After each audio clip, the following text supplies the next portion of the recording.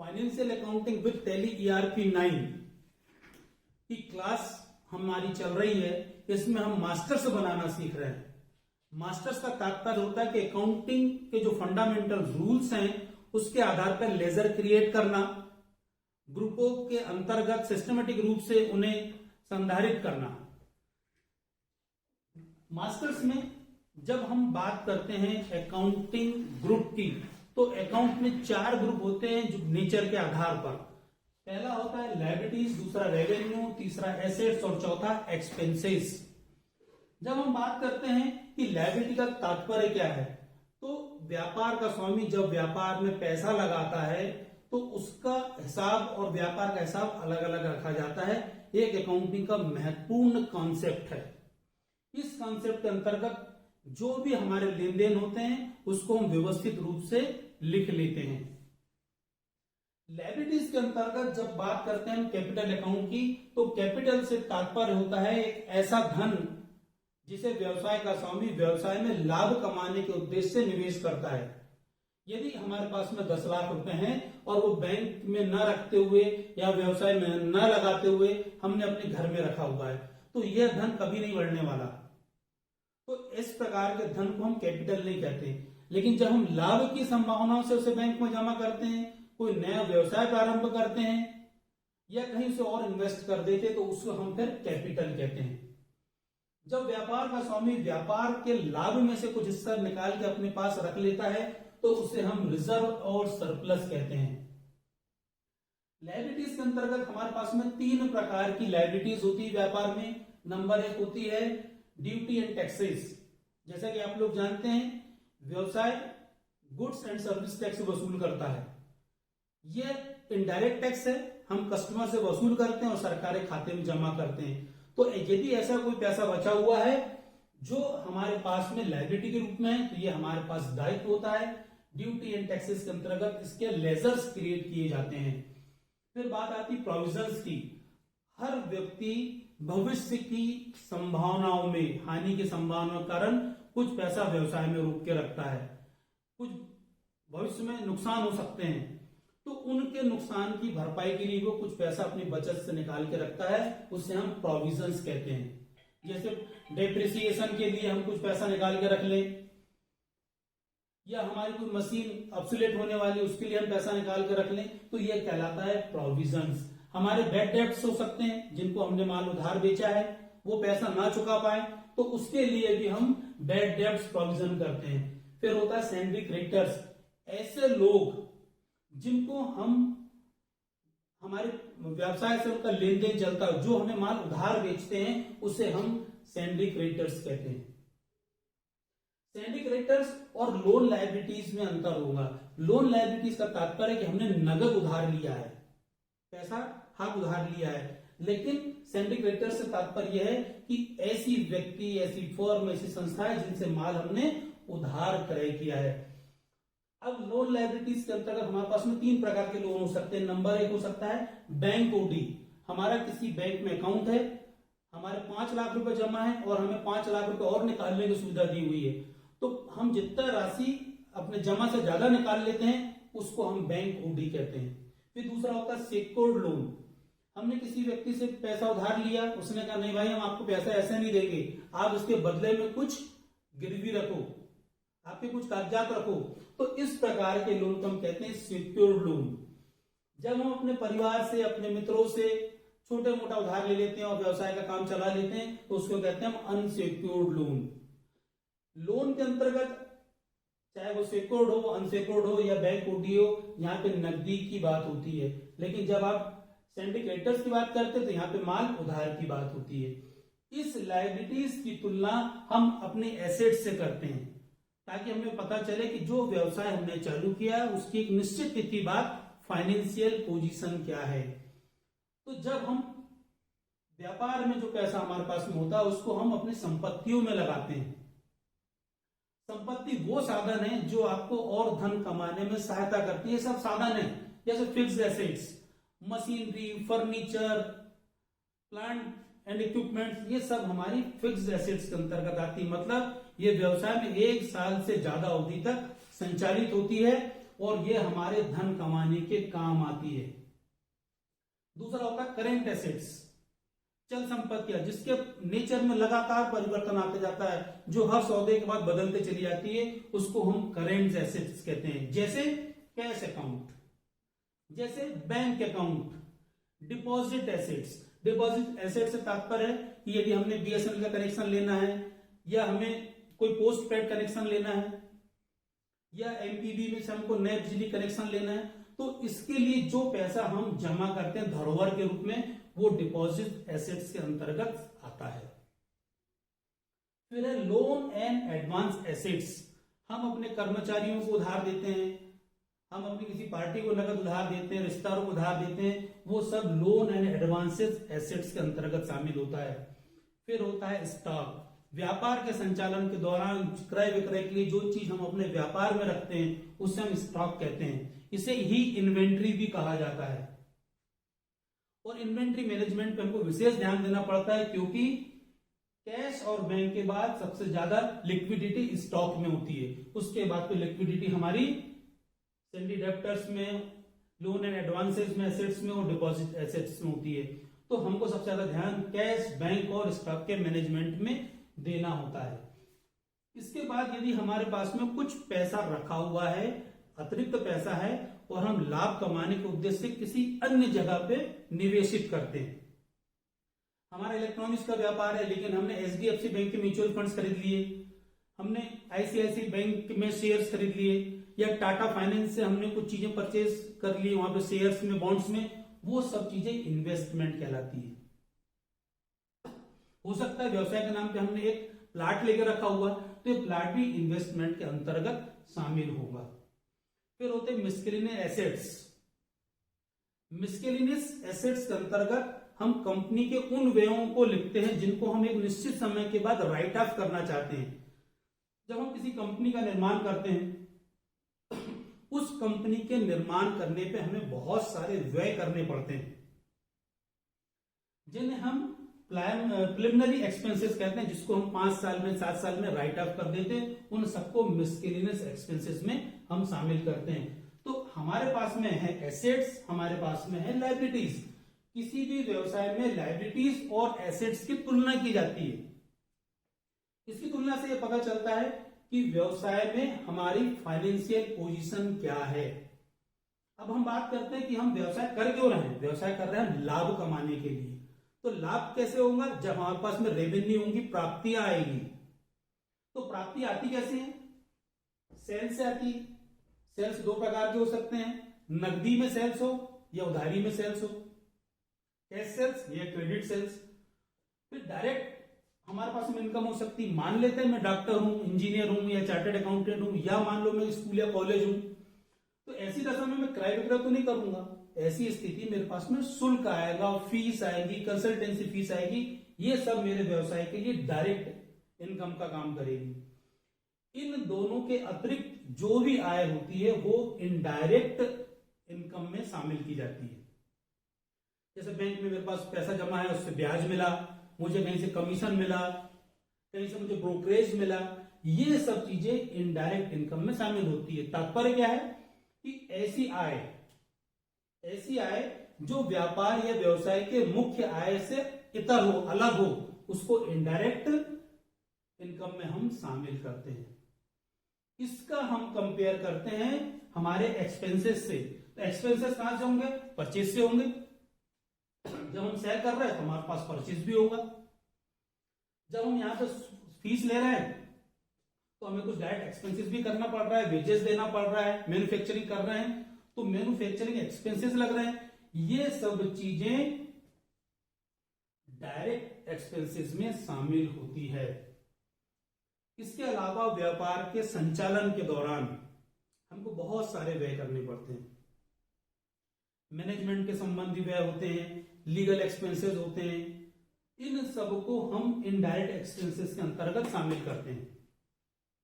Audit fees, rent, commission, brokerage, penalties, salary, इन सबको हम इनडायरेक्ट एक्सपेंसेस में शामिल करते हैं। अब इस एक्सपेंसेस की तुलना हम करते हैं रेवेन्यू से। रेवेन्यू और एक्सपेंसेस की जब तुलना करते हैं, यदि रेवेन्यू हमारे पास में ज्यादा है, एक्सपेंसेस कम है, इसका मतलब हुआ कि हमें प्रॉफिट हुआ और वो प्रॉफिट इस कैपिटल में जुड़ जाता है। और उस प्रॉफिट में से यदि हम कुछ हिस्सा निकाल लेते हैं तो उसको फिर हम और व्यापार में रखते हैं, उसको रिजर्व एंड सरप्लस में शामिल करते हैं। टैली ERP 9 में मास्टर्स बनाना बहुत महत्वपूर्ण है। अकाउंटिंग के जितने भी बेसिक चीजें होती मैंने आपको बताई है, इन बेसिक चीजों के, इन बेसिक ग्रुप के अंतर्गत ही हमें लेजर क्रिएट करना है। लायबिलिटीज, रेवेन्यू, एसेट और एक्सपेंसेस, इनके कॉम्बिनेशन से हमारी फाइनल रिपोर्ट्स बनती है। जब हम रेवेन्यू और एक्सपेंसेस को कंपेयर करते हैं तो हमारे पास में ग्रॉस प्रॉफिट और नेट प्रॉफिट निकल के आता है। इसी प्रकार उस नेट प्रॉफिट को हम कैरी फॉरवर्ड करते हैं जो कि हमारे कैपिटल में जुड़ता है, जो व्यवसाय के लिए लायबिलिटीज है। जब लायबिलिटीज और एसेट्स की हम तुलना करते हैं, इसको कंपेयर करते हैं, तो हमारे पास में हमारी फाइनेंशियल पोजीशन निकल के आती है, जिसको हम अकाउंटिंग की लैंग्वेज में बैलेंस शीट कहते हैं, तुलन पत्र कहते हैं, चिट्ठा कहते हैं। इससे पता चलता है कि हमारी फाइनेंशियल पोजीशन क्या है। तो लायबिलिटीज और एसेट्स की तुलना हमेशा की जाती है, लेकिन एक किसी पर्टिकुलर डेट को की जाती है। लेकिन एक्सपेंसेस और रेवेन्यू का हम जो तुलना होती है वो लगातार होती है और एक अवधि के बीच में हम निकालते हैं कि इस पर्टिकुलर अवधि में, और अवधि का तात्पर्य हमेशा होता है 1 अप्रैल से लेकर 31 मार्च, जिसको हम फाइनेंशियल ईयर कहते हैं। इस फाइनेंशियल ईयर में हम रेवेन्यू और एक्सपेंसेस को कंपेयर करते रहते हैं और फाइनल रिजल्ट्स निकालते हैं 31 मार्च के दिन। जब आप टैली में मास्टर्स बना रहे होते हैं तो ये जितने भी प्रकार के अकाउंट के नेचर के आधार पे मैंने ग्रुप को बांटा है, इन सबको टैली ने प्राइमरी ग्रुप की संज्ञा दी हुई है। इसके अंतर्गत जो नीचे दिख रहे हैं ये सेकेंडरी ग्रुप्स हैं। तो टैली में 15 प्राइमरी ग्रुप हैं और 13 सेकेंडरी ग्रुप है। सबसे पहले हम बात करते हैं capital, 1 number, current liabilities 2 number, loan liabilities 3 number, sales 4 number, indirect income 5 number, direct income 6 number, fixed assets 7 number, current assets 8 number, investment 9 number, miscellaneous assets 10 number, purchase 11, direct expenses 12, indirect expenses 13। ये 13 primary group है। इसके अलावा एक branch और division का group है और 15 suspense account. यदि यहां पर कोई चीज छूट गई है तो 15 नंबर पे हमारा आता है सस्पेंस अकाउंट। तो टैली में ये 15 प्राइमरी ग्रुप हैं।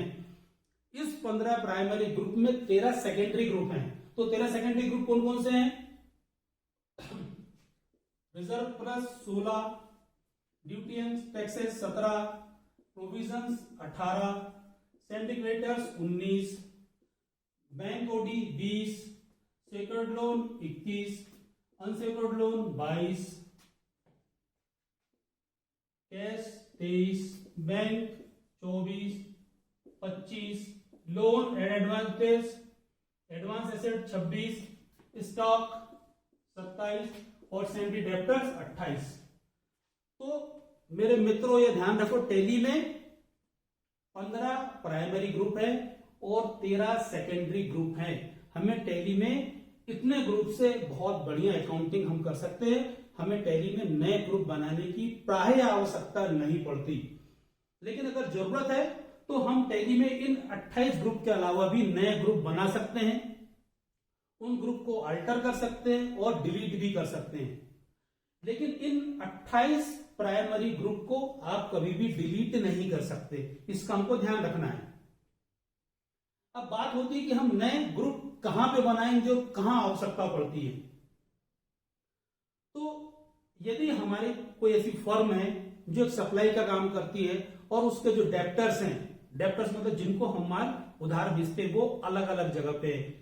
मान लीजिए आज हमारा मुख्यालय है व्यवसाय का छिंदवाड़ा में और हमारे डेप्टर्स कुछ भोपाल में, कुछ इंदौर में है, कुछ जबलपुर में है। तो जो जबलपुर, इंदौर, भोपाल में हमारे डेप्टर्स हैं, उनके लिए आप चाहे तो एक नया ग्रुप बना सकते हैं, जबलपुर डेप्टर्स, इंदौर डेप्टर्स। तो इस तरीके से आप नए ग्रुप बना सकते हैं। उससे हमें पता चलता है कि इन इन जिलों में हमें क्या सेल्स रहा, उसको कंपेयर कर सकते हैं। इसी प्रकार एक एग्जांपल के रूप में हम एक ग्रुप बना लेते हैं, वो लोन लायबिलिटीज के अंतर्गत होता है। साल के अंत में जब 31 मार्च को आप खाते बंद करते हैं तो बहुत सारे एक्सपेंसेस आपके पेड नहीं हो पाते उस समय तक, तो उनको हम कहते हैं आउटस्टैंडिंग एक्सपेंसेस। तो आउटस्टैंडिंग एक्सपेंसेस के लिए आप एक ग्रुप बना सकते हैं जिसके अंतर्गत आप outstanding rent, outstanding interest, outstanding telephone expenses, outstanding various bill, इनके इस प्रकार से खाता आप ग्रुप बना सकते हो। इसी प्रकार से आप इसके अंतर्गत करेंट एसेट्स के अंतर्गत भी एक ग्रुप बना सकते हो जिसके अंतर्गत आप प्रीपेड एक्सपेंसेस के खाते को क्रिएट कर सकते हो। तो आपको याद रखना है कि जब भी हम टैली में काम करेंगे तो हमें इन ग्रुप पे विशेष ध्यान देना है। इन 28 ग्रुप के अलावा टैली में 2 लेजर बाय डिफॉल्ट क्रिएट है। Number 1 cash account, number 2 profit and loss account. प्राय परीक्षाओं में एक प्रश्न पूछा जाता है कि टैली में कितने ग्रुप हैं। तो ग्रुप की जब बात, कितने ग्रुप हैं, तो 28 ग्रुप हैं। प्राइमरी कितने हैं, 15 है। सेकेंडरी कितने हैं, 13 है। बाय डिफॉल्ट लेजर कितने हैं, 2 हैं। तो ये आंकड़ा आपको हमेशा याद रखना है। 1 नंबर का, 2 नंबर का ऑब्जेक्टिव टाइप प्रश्न इससे निकल के आता है और ये माना जाता है कि जो टैली चला रहा है उसके पास इतना प्राइमरी नॉलेज तो है। जिन खातों को आपने देखा, ये रेवेन्यू और एक्सपेंसेस, इन सब के खाते ट्रेडिंग अकाउंट में और प्रॉफिट एंड लॉस अकाउंट में शिफ्ट हो जाते हैं। लायबिलिटीज और एसेट्स अकाउंट के अंतर्गत जितने भी खाते होते हैं वो बैलेंस शीट का भाग बन जाते हैं। तो आपको याद रखना है कि बैलेंस शीट एक डिफरेंट स्टेटमेंट है और प्रॉफिट एंड लॉस अकाउंट एक डिफरेंट स्टेटमेंट है। हमें सही फाइनेंशियल पोजीशन जानना है, अकाउंटिंग को सही तरीके से रखना है। तो आपको इन ग्रुप के अंतर्गत ही लेजर सिस्टमेटिक रूप से क्रिएट करना है। यदि आप लेजर के क्रिएट करने में मिस्टेक्स करते हैं तो आपके रिजल्ट्स भी प्रभावित होते हैं और आप जो भी प्रकार के रिपोर्ट्स जनरेट करते हैं, चाहे वो ट्रेडिंग अकाउंट से संबंधित हो, प्रॉफिट एंड लॉस अकाउंट से हो या बैलेंस शीट से संबंधित हो, उसके रिजल्ट्स सही नहीं आएंगे। तो मैं आपको इस चार्ट को अपनी वीडियो के साथ शेयर कर रहा हूं। आप एक लिंक पर जाइए और इससे संबंधित चार्ट को डाउनलोड कर लीजिए, उसको अपनी कॉपी में नोट कीजिए और जब भी आपको ऐसा लगता है कि हमसे मिस्टेक हो रही है या हमसे कंफ्यूजन हो रही है तो उस लिस्ट के आधार पे आप लेजर क्रिएट कीजिए। तो मास्टर्स हमारे लिए बहुत महत्वपूर्ण है, आपको मास्टर्स पे बहुत ज्यादा ध्यान देना है।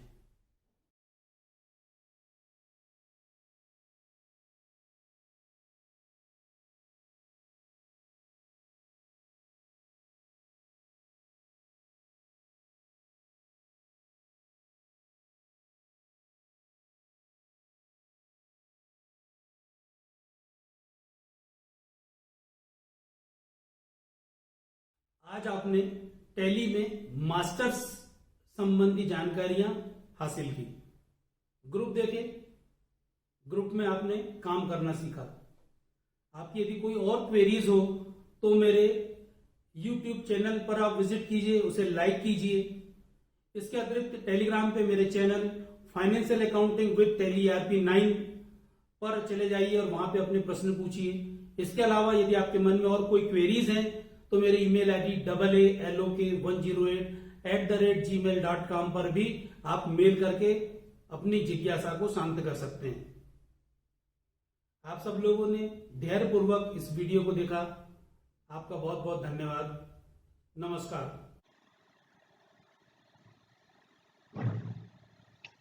टैली में मास्टर बनाना सीखने से पहले हम टैली की स्क्रीन को ओपन कर ले रहे हैं। इसके सामने आप देख रहे हैं कंपनी इन्फो दिखाई देता है। जब अभी आपकी कोई भी कंपनी ओपन नहीं है या आपने कोई कंपनी क्रिएट नहीं की है, तब यहाँ पर आप देखेंगे कि F11 फीचर्स बंद है, केवल F12 कॉन्फ़िगर की इनेबल है। इसका तात्पर्य यह है कि यदि आप F12 कॉन्फ़िगर की में कुछ चेंज करते तो उसका असर बाकी की सभी कंपनियों में होगा। मास्टर्स को समझने से पहले हम लोग एक क्रिएट कंपनी बना लेते हैं। कंपनी बना रहे हैं त्रिपाठी ब्रदर्स।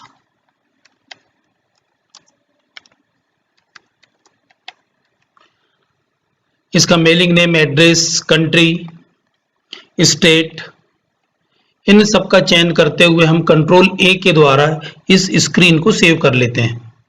ये शॉर्टकट की है टैली की, कंट्रोल ए। जो भी स्क्रीन आपको सेव करना आप कंट्रोल ए कर लीजिए, आपको बार बार इंटर करने की आवश्यकता नहीं है और आपका डाटा ये टैली सेव कर लेता है। सेव करने के बाद आपकी कंपनी त्रिपाठी ब्रदर्स क्रिएट हो चुकी है। इसके अंतर्गत अब हम देख रहे हैं गेटवे ऑफ टैली में मास्टर्स ओपन हो गया है। मास्टर्स के अंतर्गत दो चीजें दी हुई हैं, एक है अकाउंट्स इन्फो, दूसरा है इन्वेंट्री इन्फो। मैं अकाउंट इन्फो पे इंटर करता हूं तो मेरे सामने तीन ऑप्शन निकल के आते हैं, ग्रुप, लेजर और बाउचर। मैं ग्रुप पर इंटर करता हूं तो हमें दो ऑप्शन मिलते हैं, single group, create, display, alter. दूसरा होता है मल्टीपल ग्रुप्स, क्रिएट, डिस्प्ले और अल्टर।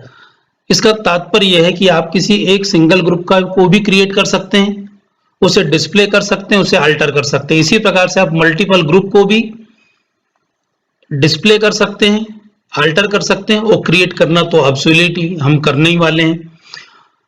सबसे पहले हम चलते हैं क्रिएट ऑप्शन पे। जब आप क्रिएट ऑप्शन पर जाते हैं तो आपके सामने इस प्रकार की स्क्रीन दिखाई देती है। ऐसी स्क्रीन में आप देखेंगे कि बहुत सारे ऑप्शन खुले हुए हैं। यदि आप चाहते हैं कि यह मेनू आपको न दिखाई दे तो आप F12 कॉन्फ़िगरेशन पे ग्रुप कॉन्फ़िगरेशन में सभी ऑप्शन को नो कर दीजिए। ऐसा करने से आप देखेंगे कि केवल आपके सामने ग्रुप क्रिएशन स्क्रीन छोटी हो गई है। अब हम जानना चाहते हैं कि वो F12 के कॉन्फ़िगरेशन करने पे वो कौन से ऑप्शन थे जो हमें दिखाई दे रहे थे। पहला था प्रोवाइड एलाइसिस अलोंग विथ नेम। क्या आप नाम के साथ में उपनाम भी देना चाहते हैं? यदि उपनाम देना चाहते हैं तो इस ऑप्शन को हम यस करेंगे। Provide language एलाइसिस for name. क्या आप अन्य भाषाओं में भी उसका उपनाम देना चाहते हैं? तीसरा ऑप्शन है provide advance information in masters. ये हमारे लिए बहुत ज्यादा महत्वपूर्ण है। इस ऑप्शन को मैं यस कर देता हूं। जैसे इस ऑप्शन को यस कर रहा हूं तो आप देखेंगे कि यहां पर 1 2 3 4 नए ऑप्शन हमारे सामने ओपन हो गए हैं। तो टैली के अंतर्गत आप कोई भी नए प्रकार के ग्रुप बना सकते हैं।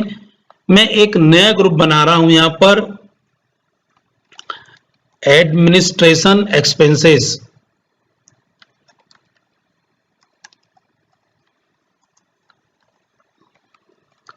एडमिनिस्ट्रेशन एक्सपेंसेस का ग्रुप अब किसके अंडर में बनेगा? तो यहां पर हमारे पास में प्राइमरी लिस्ट दी हुई है। एडमिनिस्ट्रेटिव एक्सपेंसेस इनडायरेक्ट एक्सपेंसेस के अंतर्गत हम लोग क्रिएट करते हैं, जैसा कि मैंने अभी आपको बताया था। अब यहां पर 4 ऑप्शन आते हैं। ये 4 ऑप्शन हमारे लिए बहुत ज्यादा महत्वपूर्ण है। पहला है ग्रुप बिहेव लाइक ए सब लेजर। जब इसको आप यस कर देते हैं तो ट्रायल बैलेंस में इस ग्रुप में रखे गए खाते डिस्प्ले नहीं होते। ऑप्शन नो रखने पर ग्रुप के सभी खाते डिस्प्ले होने लगते हैं। दूसरा दिया हुआ net debit credit balance for reporting. इसको यस सेट करने पे नेट डेबिट या क्रेडिट बैलेंस डिस्प्ले होने लगता है। इसके बाद दिया use for calculation, for example taxes, discounts, for sales invoice entry. यदि आप इन प्रकार के व्ययों को सेल्स इनवॉइस में ले जाते हैं तो ऐसा करने पर आप डिस्काउंट या टैक्स का कैलकुलेशन ऑटोमेटिकली कर सकते हैं। नेक्स्ट ऑप्शन है method to allocate when used in purchase invoice. इसमें 2 प्रकार के विकल्प दिए गए हैं इन व्ययों का बंटवारा करने का। नंबर 1 है appropriate by quantity, appropriate by value.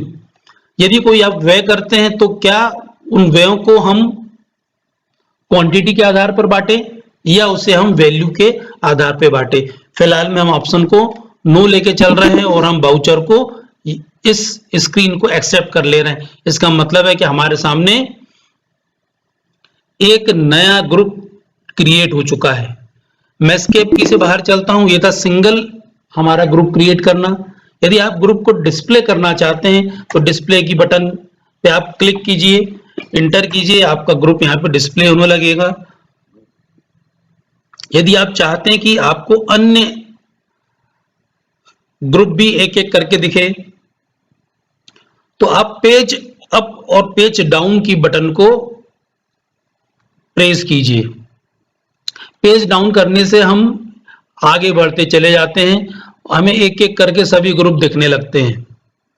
और जब आप पेज अप करते हैं तो आप पिछली मेनू पे जाते हैं, पिछले ग्रुप आपको दिखने लगते हैं। जैसे अभी मेरे सामने डिस्प्ले हो रहा है डिपॉजिट एसेट्स, करेंट एसेट्स के अंतर्गत एक ग्रुप खुला है। मैं पेज डाउन करता हूं तो अगला ग्रुप मेरा खुलता है डायरेक्ट एक्सपेंसेस। इसको एक्सपेंसेस डायरेक्ट ब्रैकेट में दिया हुआ, इससे भी प्रदर्शित किया गया है। यह प्राइमरी ग्रुप है। तो टैली के अंतर्गत सभी ग्रुपों का बंटवारा जो किया गया है मुख्यतः 4 नेचर के अंतर्गत इन्हें बांटा गया है। Number 1 liabilities, number 2 revenue, number 3 expenses, number 4 assets. तो यहां पर देखिए इसको एक्सपेंसेस के अंतर्गत गया नेचर ऑफ ग्रुप। आगे चलते हैं पेज डाउन से। Direct income, nature of group income, यह है प्राइमरी। तो यहां पर आपके सामने जो भी प्रकार के ग्रुप निर्मित हैं उन सबको आप पेज अप और पेज डाउन से ले सकते हैं। एस्केप की से हम बाहर आते हैं और उसके बाद आता हमारे सामने अल्टर की। मान लेते हैं कि हमने ग्रुप में कुछ मिस्टेक कर दी, उसको हमको सुधारना है। तो आप सबसे पहले गेटवे ऑफ टैली में आ जाते हैं, अकाउंट्स इन्फो में आते हैं, ग्रुप में जाते हैं, अल्टर की को प्रेस करते हैं और एडमिनिस्ट्रेटिव एक्सपेंसेस को आप सुधार लेते हैं। आपको लगता है कि ये इसको हमको लिखना था एडमिन एक्सपेंसेस, ये आपने इसको सुधार लिया और कंट्रोल ए द्वारा आपने सेव कर लिया। कंट्रोल ए से जो स्क्रीन होती है वो आपकी सेव हो जाती है। आप देखेंगे कि यहां पर आपका ग्रुप का नाम बदल चुका है। तो अल्ट्रेशन करना बहुत ज्यादा सरल है। इसी प्रकार यदि आप कोई बनाए हुए ग्रुप को डिलीट करना चाहते हैं तो आप सबसे पहले अल्टर मोड पे आइए। एडमिन एक्सपेंसेस जो आपने ग्रुप बनाया है ये ग्रुप ओपन हो जाएगा। आप Alt plus D button press कीजिए, टैली पूछता है डिलीट, आप कहते हैं यस और आपका ग्रुप डिलीट हो जाता है। तो आपने सिंगल मोड में टैली में ग्रुप को क्रिएट करना, अल्टर करना और डिलीट करना सीखा। इसमें से कोई भी प्राइमरी ग्रुप डिलीट नहीं किया जा सकता। जैसे मैं Alt D बटन प्रेस कर रहा हूं, ये प्राइमरी ग्रुप है, Alt D का प्रेस कर रहा हूं, यह ग्रुप डिलीट नहीं होगा। तो आपको ध्यान रखना है कि कोई भी प्राइमरी ग्रुप डिलीट नहीं होते। मैं एस्केप करके बाहर आता हूं। एस्केप की को उपयोग आपको करना है पिछली स्क्रीन में आने के लिए। अब हमारे सामने ऑप्शन है मल्टीपल ग्रुप्स क्रिएट करना। तो हम मल्टीपल ग्रुप को क्रिएट करते हैं। हमारे सामने एक स्क्रीन आती है मल्टीपल ग्रुप क्रिएशन। यहां पर आप ऑल आइटम का चयन करेंगे तो इसमें लिस्ट के 18 ग्रुप के अंतर्गत आप नए ग्रुप बना सकते हैं। लेकिन यदि आप चाहते हैं किसी एक पर्टिकुलर ग्रुप के अंतर्गत आप सब ग्रुप बनाएं तो फिर आप किसी एक का चयन कर सकते हैं। यहां पर मैं डेप्टर्स को लेता हूं, सैंडी डेप्टर्स। इस ग्रुप के अंतर्गत मैं अपने यहाँ के 3 जिलों में जो हमारे डेप्टर्स हैं उनकी मैं लिस्ट बनाना चाहता हूं, तो उनको मैं बांट देता हूं। पहला मैंने बनाया पन्ना डेप्टर्स,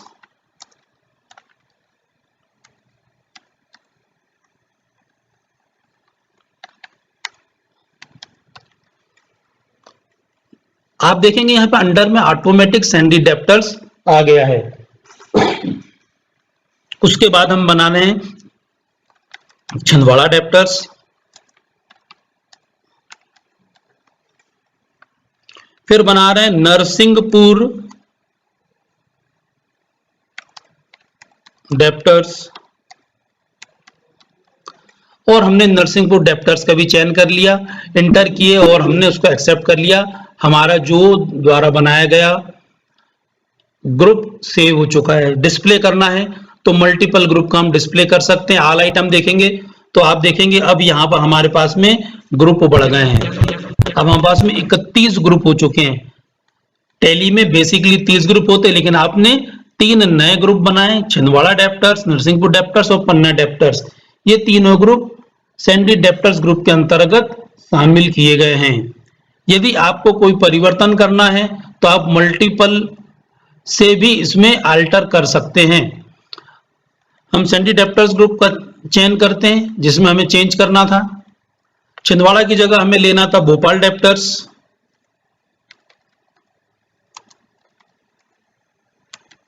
हमने भोपाल डेप्टर्स का चयन किया और कंट्रोल ए द्वारा हमने इसे सेव कर लिया। तो आप इसको अल्टर भी कर सकते हैं, लेकिन मल्टीपल मोड में आप ग्रुप को डिलीट नहीं कर सकते। अगर आपको ग्रुप को डिलीट करना है तो आपको सिंगल मोड पर ही जाके इसे डिलीट करना होगा। अभी मैंने 3 ग्रुप बनाए, छिंदवाड़ा डेप्टर्स को बदल के मैंने भोपाल डेप्टर्स कर लिया था। इस ग्रुप को मुझे डिलीट करना है तो मैं Alt D द्वारा इसे डिलीट कर दूंगा, यस। दूसरा था पन्ना debtors, Alt D button press करके इसे भी डिलीट कर देता हूं, यस। फिर मैं चयन करता हूं नरसिंहपुर डेप्टर्स, Alt D द्वारा मैं इसे डिलीट कर देता हूं। तो आप देखेंगे कि मेरे द्वारा मल्टीपल मोड में 3 नए ग्रुप बनाए गए थे और उन 3 ग्रुप को में से एक ग्रुप को मैंने अल्टर किया था। मल्टीपल मोड में टैली में ग्रुप को डिलीट नहीं किया जा सकता, इसलिए सिंगल मोड से मैंने टैली के ग्रुप को डिलीट किया था। आप जब भी अपने कंपनी के ग्रुप को देखना चाहते हैं तो आपके सामने है गेटवे ऑफ टैली। आप अकाउंट इन्फो में जाइए, ग्रुप में जाइए और डिस्प्ले में आप शॉर्टकट की यहाँ पे आई को प्रेस कीजिए, ऑल आइटम को प्रेस कीजिए। आपके सामने इन सभी ग्रुपों की लिस्ट अवेलेबल हो जाती है। मल्टी ग्रुप डिस्प्ले में आप इन सभी ग्रुपों को देख सकते हैं। यहाँ स्पष्ट दिख रहा है कि आपके पास में 15 प्राइमरी ग्रुप हैं और 13 सेकेंडरी ग्रुप हैं। इन ग्रुप को देखने का दूसरा तरीका भी है कि आप गेटवे ऑफ टैली में आ जाइए, डिस्प्ले की बटन पे जाइए, डी प्रेस कीजिए, उसके बाद आप लिस्ट ऑफ अकाउंट्स मतलब एल बटन प्रेस कीजिए और आपके सामने लिस्ट ऑफ लेजर्स आ जाती है। यहाँ पर भी आपको 15 प्राइमरी ग्रुप, उसके अंतर्गत के 13 सेकेंडरी ग्रुप और उसके अंदर बाय डिफॉल्ट ओपन किए गए 2 लेजर भी प्रदर्शित होते हैं। बिल्कुल बाएं तरफ में स्क्रीन से चिपक के देख रहे हैं आप capital account, current assets, current liability, direct expenses के अकाउंट खुले हुए हैं और थोड़े अंदर में reserve surplus, bank account, cash in hand, ये आप देख रहे हैं ये सेकेंडरी ग्रुप हैं जो थोड़े से हटके हैं। और उसके अंतर्गत टैली में बाय डिफॉल्ट 2 लेजर है, एक कैश और दूसरा प्रॉफिट एंड लॉस अकाउंट, ये इसमें खुले हुए हैं। तो ये थी टैली में ग्रुप बनाना, ग्रुप को देखना और उसको संशोधित करना। तो चलिए हम सबसे पहले फिर से वापस चलते हैं मास्टर्स में, अकाउंट इन्फो में, ग्रुप में, क्रिएट में। हम एक ग्रुप बना रहे हैं आउटस्टैंडिंग एक्सपेंसेस। हमारे व्यापार में बहुत सारे ऐसे मदें रह जाती हैं 31 मार्च को क्लोजिंग के समय, जिनको अभी हमें पैड करना है। तो आउटस्टैंडिंग एक्सपेंसेस हमारे लिए लायबिलिटीज होती है, तो इसका खाता हम खोलेंगे करेंट लायबिलिटीज के अंतर्गत। इंटर करते हुए मैं इसे सेव कर लेता हूं। तो ये था हमारा ग्रुप क्रिएट करना। तो अब आप लोग टैली में, मैं चार्ट आपके साथ में लिंक कर रहा हूं, उस लिंक को आप डाउनलोड कीजिए और ग्रुप बनाने की प्रैक्टिस कीजिए।